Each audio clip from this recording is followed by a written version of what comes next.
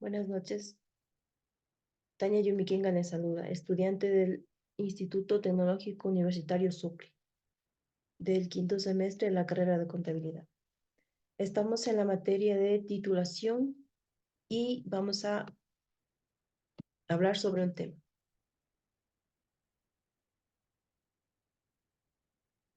Vamos a hablar sobre el fideicomiso, específicamente cómo podemos crear un fideicomiso. Para poder entender cómo podemos crear un fideicomiso, tenemos que entender también qué está arraigado a esto, como por ejemplo el bien inmueble. ¿Qué es un bien inmueble? El bien inmueble es todo lo que no podemos transportar de un lugar a otro. No podemos mover, como por ejemplo una casa, un terreno, un departamento. ¿Por qué no lo podemos mover? Porque este se encuentra adherido al suelo. Ahora, ¿qué viene a ser una fiduciaria? Una fiduciaria es una persona de confianza a cuya buena fe el fiduciario encomienda algún encargo reservado o constituido en bienes para administrarlos y dar cumplimiento a la finalidad encomendada.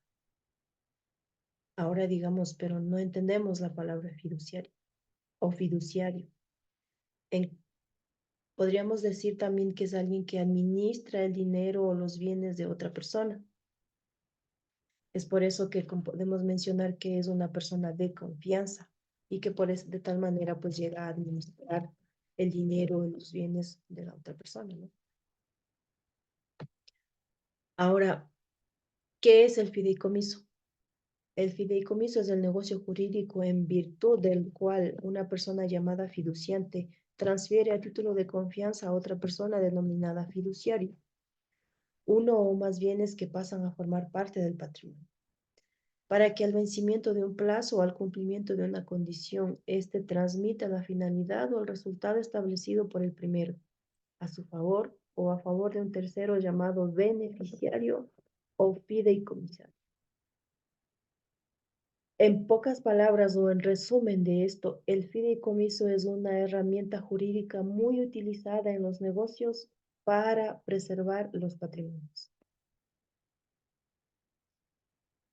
¿Qué es el constituyente? El constituyente es quien constituye el fideicomiso, transmitiendo la propiedad del bien o de los bienes al fiduciario, para que cumpla la finalidad específica del fideicomiso.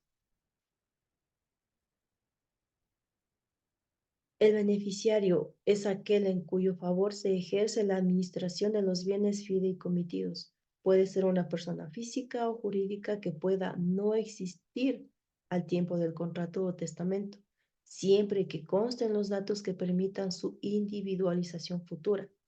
Se puede designar más de un beneficiario y beneficiarios sustitutos. Si el beneficiario no llegara a existir, no acepta o renuncia, el beneficiario será el fideicomisario y en efecto de este será el fiduciario. ¿A quiénes está dirigido este fideicomiso? El fideicomiso está dirigido a personas naturales por sus propios derechos, personas jurídicas privadas, en este caso puede ser su representante legal, persona jurídica pública, en este caso las instituciones del Estado, las instituciones del Estado. Una persona natural por sus propios derechos o a través de un apoderado mediante un poder judicial o por estipulación.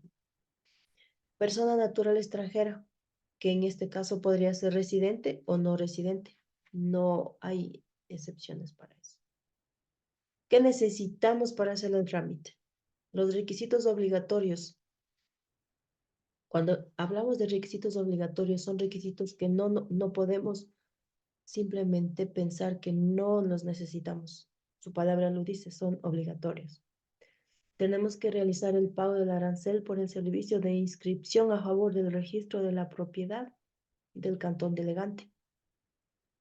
¿Qué entendemos por cantón delegante?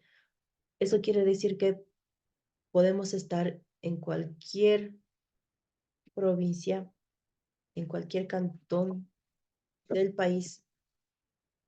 Necesitamos los mismos requisitos. Por eso la palabra lo dice, del cantón delegante. Escritura pública de constitución del fideicomiso.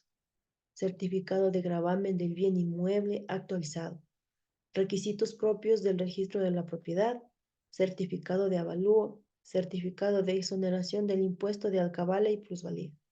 Certificado de no adeudar al municipio. Certificado catastral actualizado y pago del impuesto predial.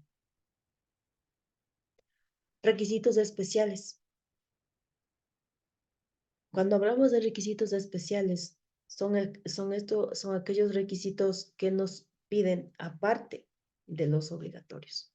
Por ejemplo, en caso de solicitar el trámite en calidad de apoderado, debe contar con la carta de autorización debidamente suscrita por la fiduciaria. En caso de persona jurídica, debe existir un nombramiento debidamente inscrito en el registro mercantil. El registro único de contribuyentes necesitamos su certificado, también la autorización de los socios o accionistas de la compañía. ¿A qué se refiere esto? A que si por un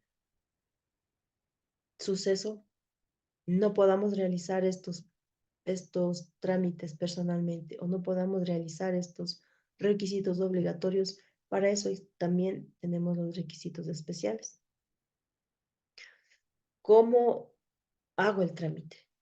Ya una vez que nosotros tenemos estos requisitos, tanto obligatorios como especiales, ¿qué hacemos? Una vez que hayamos recibido la documentación según la clase de documento, cuando el documento se va a inscribir, se genera el valor a pagar en recaudación, el GAT del municipio del Cantón Delegante. El mismo que se acompaña de un certificado de no adeudar a la municipalidad. En ese momento se ingresa la documentación y pasa por un proceso de revisión. Si en la revisión existiera observaciones, se genera una nota devolutiva. ¿Qué quiere decir eso? Que nos devuelven los documentos y nos indican cuáles han sido las observaciones que nosotros debemos realizar para poder continuar con el trámite. Una vez que nosotros hayamos recibido esta nota devolutiva y hemos saneado o hemos corregido todas las observaciones que nos han planteado, pues ingresamos nuevamente las escrituras al registro y luego de la verificación, ya con los corregimientos hechos, no existe ya ninguna otra observación, pues se procede a realizar la inscripción requerida en el respectivo registro. ¿Cuál es el costo del trámite? En los actos y contratos de cuantía indeterminada, tales como hipotecas abiertas, fideicomisos, fusiones, certificaciones, entre otras, la tarifa es de $80 más documentos habilitantes. ¿A qué nos referimos a documentos habilitantes?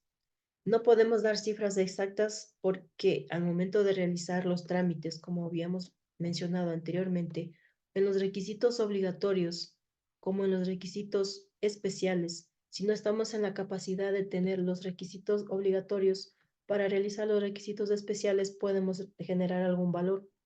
Ejemplo, necesitamos la certificado de registro único de contribuyentes y resulta que tenemos deudas. O en la autorización de los socios o accionistas de la compañía, cualquier documento que no podamos tener a su momento, pues nos genera valores. Entonces, es por eso que para saber el costo del trámite, por eso nos indica y nos menciona más documentos habilitantes.